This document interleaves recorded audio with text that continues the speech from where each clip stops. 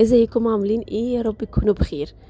النهارده هنعمل وصفه بجد، يعني اختراع لازم تجربوه. هنعمل وصفه جبنه رهيبه. هنحول ازاي الجبنه القريش للجبنه الخطيره دي. تعالوا اوريكم بمكونين 2 بس. اول حاجه عندي في طاسه كبيره، في يوك كبير، كوبايه ونص من الحليب. وبعد كده عندي الكميه دي نص كيلو من الجبنه القريش، انا مفتفتاها كده بالشوكه. هفضل اقلب على النار كده لغايه ما احس ان الحليب بدا يفصل تماما معايا، وبدا كده يتحول لسائل ميه كده، وان الجبنه بدات تتلم كده وما بقتش مايعه، بدات تمسك نفسها. او بالشكل ده كده خلاص الحليب بدا يتحول لميه. فانا هبدا اصفيه تصفيه كويسه جدا من الميه اللي فيه. هبدا اصفيها كويس جدا بالشكل ده. بصوا الميه، الحليب اتحول لميه ازاي. بعد ما هصفي الجبنه كويس قوي هرجعها تاني لليوك او للحله او الطاسه اللي احنا شغالين فيها. اهم حاجه تكون حاجه واسعه كبيره.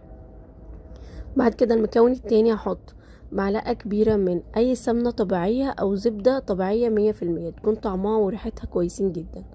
وهبدا اقلب تاني الجبنه بالمعلقه بتاعه الزبده او السمنه لغايه ما احس ان الجبنه بدات تنزل اخر سوائل فيها. فانا مش هصفيها زي ما صفيتها المره الاولانيه، هبدا كده اشيل الميه بمغرفه او بمعلقه لغايه ما احس ان كده خلاص ما بقاش في ميه في اليوك عندي نهائي.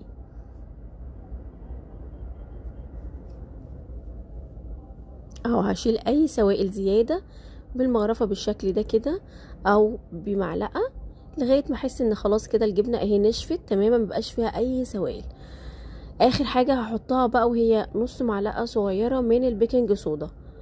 احطها هحس بقى ان الجبنه عندي بدات تفور كده، وما تقلقوش خالص. البيكنج صودا هتخلي الجبنه تسيح وتبقى قوامها سائل معايا. بصوا شايفين بدات تفور.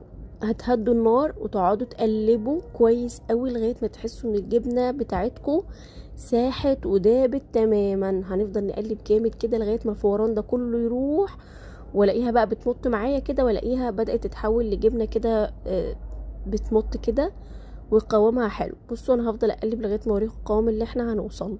اهو ده القوام اللي احنا وصلنا له، اي فوران راح وبدات احس انها خلاص بدات تبقى معايا جبنه.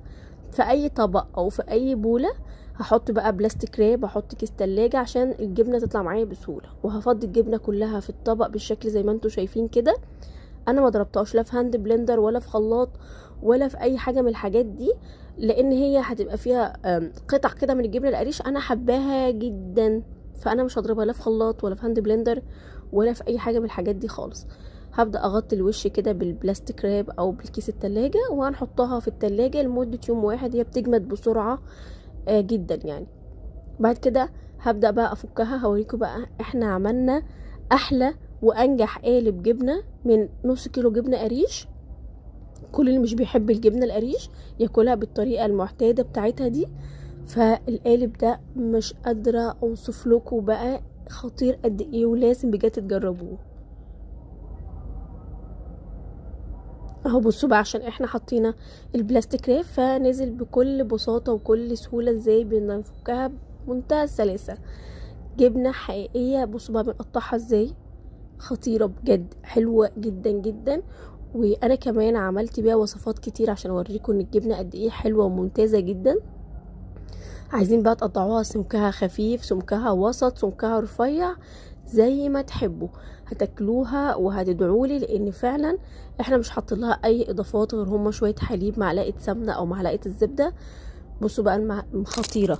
القطع كمان بتاعت الجبنه القريش اللي فيها مديها طعم حلو قوي وشكلها. وهي على فكره الجبنه دي مش طعمها خالص جبنه قريش نهائي، يعني عمركم ما هتاكلوها حد يقول ان دي جبنه قريش.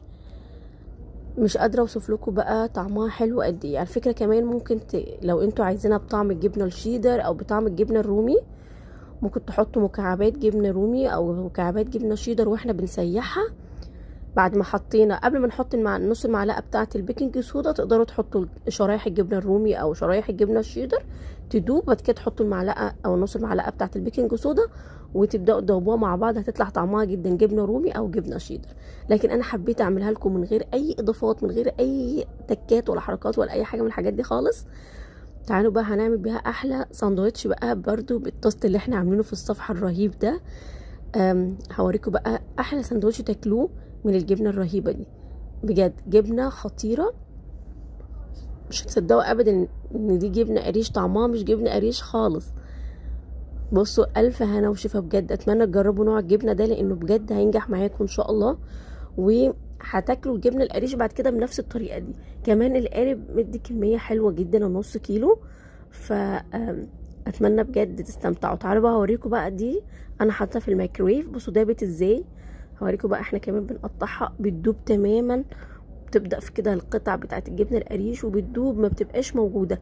وفعلا بقى لما بنيجي ناكلها بالطريقه دي مفيش طعم جبنه قريش خالص في الحكايه.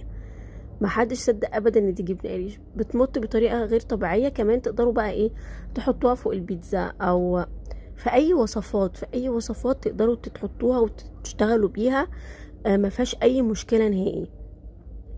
بصوا رهيبه، بتمط مطه رهيبه وبجد طعمها خطير.